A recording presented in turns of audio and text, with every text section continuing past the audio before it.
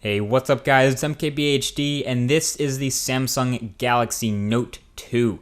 Now, Samsung has learned a lot from the success of the Galaxy S3. People love that phone, so they started to take some design ideas from it and bring it to other products. So they shrunk one down and made a Galaxy S3 Mini, and they stretched one out, and here we have the Galaxy Note 2.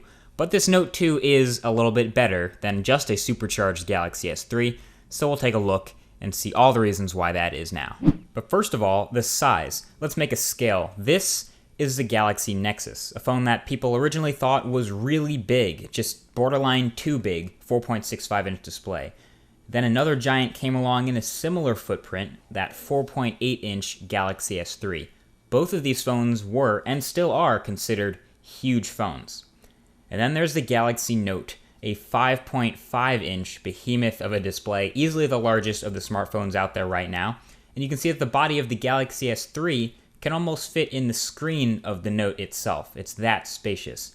A lot of people seem to think it's too close to a tablet size, but trust me, it comes nowhere near the smallest of the Android tablets out there. And what's neat is all these displays are the same 1280 by 720 resolution. And because of the same resolution, you don't actually see more content when you're, for example, looking at a web page, but you do see the same content bigger on the Note, which helps with reading. So some content you just can't read. It's too small when you're zoomed all the way out on the Galaxy S3. But you look at it on the Note and you can actually pretty much read it no problem.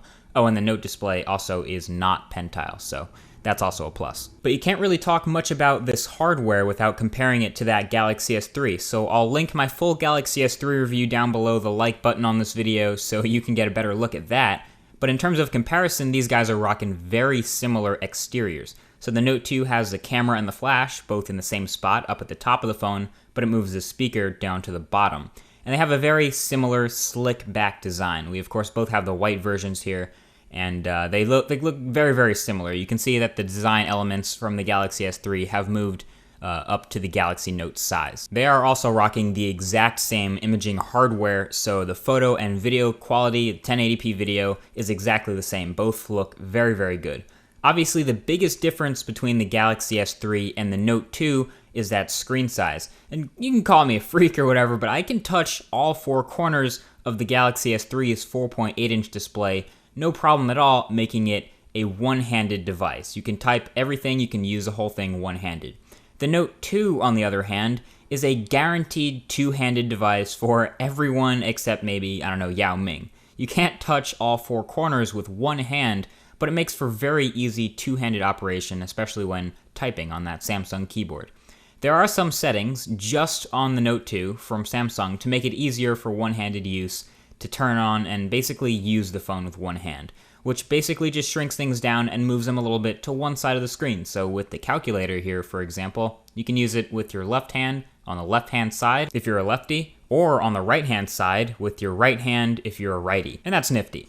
Now the one thing about the hardware is, and I don't know if it's just me or if it's just my Note, but the Note 2 rocks when you press the right-hand side of it. It rocks back and forth. That's where the stylus sits, so I don't know if, maybe the stylus is lighter than the rest of the body or if it's actually lopsided, but it's really annoying when I'm trying to type on a flat surface and it keeps bouncing over to the right. Very annoying, but I felt the need to mention that. But anyway, not only am I a fan of the Note 2's quad-core processor and 2 gigs of RAM and LTE, but the software is pretty great too. It runs Android 4.1.1 Jelly Bean, which is the latest version out right now. And on top of that is a little bit of TouchWiz. Now you guys know that I prefer stock Android of the Nexus line any day of the week.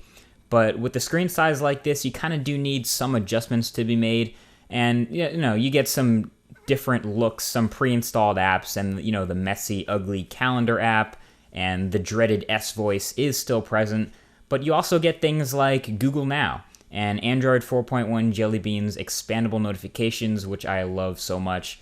And you get a little nifty slide to open apps from the lock screen shortcuts, and you can pick which apps go there. So even this wicked multitasking mode that lets you use 2 apps at once with half the screen for each app, all this stuff you get is a lot better than the previous versions. And this is way more responsive, by the way, than the first time they tried this. They tried this on a 10.1-inch tablet. It was awful.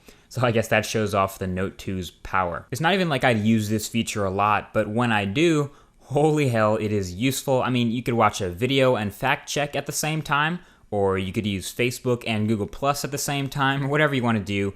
It is fast. And yes, that is because this Note 2 is a powerhouse. I never really put a lot of weight on benchmarks. You guys know that. And I might do a video about why in the near future.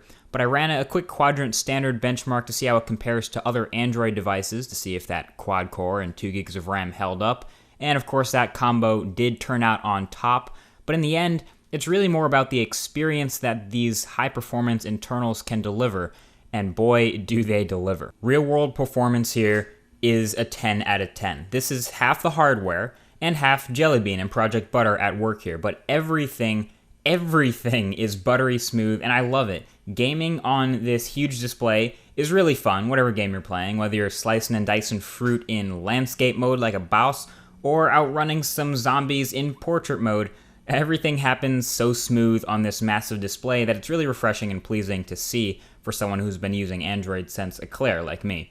And even if you're not gaming, regular performance in apps that you use every day is stellar. It's almost like you don't even notice that there could ever be any hangups. They just don't happen. And I never, ever thought I would say this. Ever. But I kind of like the stylus. And don't worry, you don't have to like it too. You don't even have to use the stylus. It's just in addition to the phone. But to me, it feels like a part of the experience of using this phone, especially a phone this size. You whip out the stylus and it's like, oh, you want to use a stylus? Here's a few things that you might like to do. Using it for everyday use, you might have previously used your fingers. It feels kind of weird to use it in place of your fingers. I'll put it that way. I mean, it responds really well just like your fingers do.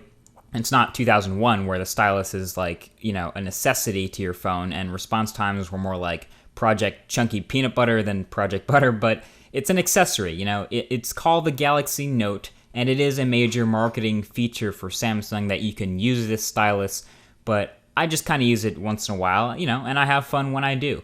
And also, P.S., the handwriting recognition, it's straight up one of the most impressive things I've ever seen on a phone next to Google Now. It is scarily accurate, no matter how messy your righty or lefty handwriting may be. It's really, really good. So that handwriting recognition is a plus in the stylus by itself. There's also even this hover feature, which is pretty neat, so you can hover over things without actually clicking them. That can reveal what certain buttons do, or you can have it slide through previews of a video clip to get to a clip you want to watch, or even content awareness, so it knows when it's hovering over a text box and when it's not. So all this stuff bundles together in a stylus that fits neatly in the side of the Note, out of the way if you don't want it, and it's called the S Pen. And right next to that S Pen in the body is the second largest battery in any phone, coming in at 3,100 milliamp hours. And I actually tried to kill it. I tried for a full day, unsuccessfully. Constant use, 6.5 hours of screen on time, 22 hours of being on. I tried so hard, but it still wasn't dead. 10% left at 11:25 p.m., so I called it quits.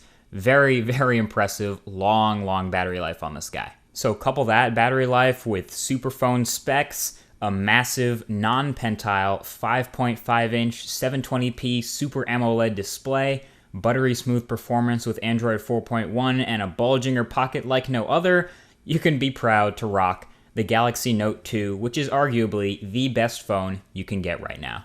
So there you go, guys. That's been my experience with the Samsung Galaxy Note 2. Overall, this is absolutely a flagship of a phone. There's no question about that. It has a quad-core processor, Android 4.1 Jelly Bean, LTE in the United States, a huge 3,300 milliamp hour battery that could last 2 days with no problems. The only thing about it is the really large size, and that would make someone either consider it or throw it down the drain. But I think that you can try it out, and you can actually get a better sense of how big it feels in person, and you'll get used to it. I didn't think I was going to get used to it at all. I thought it would always seem big to me. But now this seems phone size to me, which is a little weird to say, but it makes the Galaxy S3 seem small, which makes the Galaxy Nexus seem really small, which makes other smaller phones seem mini, as Samsung would definitely agree. So the choice is yours. Go ahead and leave a thumbs up on this video if you want to see a more in-depth comparison to its brother over here, the Galaxy S3. I know a lot of people were interested in both the similarities and the differences, so I covered a little bit of that. But if you want to see a full video, let me know. There's a comment section if you want to talk about this. And either way, that's been it. Thanks for watching, and I'll talk to you guys in the very next video, which should be one that you'll be really excited to see, so don't miss the next one. Peace.